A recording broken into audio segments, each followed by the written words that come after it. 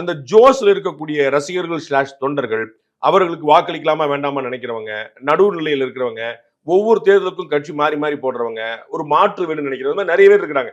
ஆனா அவங்க எல்லாம் இங்கதான் வந்து வாங்குறதுக்கு உத்தரவாதம் கிடையாது. அதெல்லாம் வந்து எங்கேயுமே போகாம நிக்குது.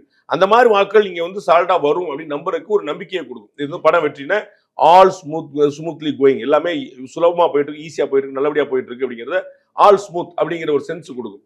படம் ஒருவேளை ஃபெயிலியர் ஆச்சுன்னா ஆகாதுன்னு நினைக்கிறேன். எனக்கு வந்து ஏற்கனவே அந்த பவான் கேசரி படத்தோட ஹிட்டா இருக்கிறதும், டைரக்டரும் அனிருத்தும் அந்த டீமும் அந்த பாட்டு இந்த ராவண மாண்டா எவன்டா எவன்டா வாடா அப்படிலாம் நினைக்கிறது எல்லாமே ஒரு பெப்பியா இருக்கிறது. ஸோ அந்த சோ கால்டு ஜென்சிக்கு வந்து அது வந்து தீனி போட்டுரும், படம் ஓடிடும் நான் நினைக்கிறேன்.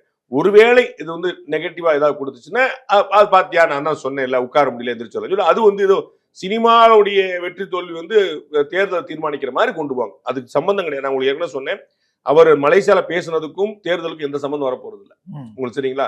ஆனா அவருடைய படம் அதிரி புதிரியா வெற்றி பெற்றுச்சுன்னா அவருக்கு வந்து நேரம் நல்லா இருக்கு, அவர் தொட்டதெல்லாம் துலங்குது, 2026 அவருக்கு தான் அப்படின்னு ஒரு பெரிய கேங் கிளம்பும். அது வந்து அவங்களுடைய நம்பிக்கை இன்னும் அதிகரிக்கும். படம் அந்த அளவுக்கு வெற்றி பெறல அப்படின்னா அது கொஞ்சம் விமர்சன பார்வையாக்கும், வேற ஏதாவது பண்ணி பேலன்ஸ் பண்ணுவாங்க.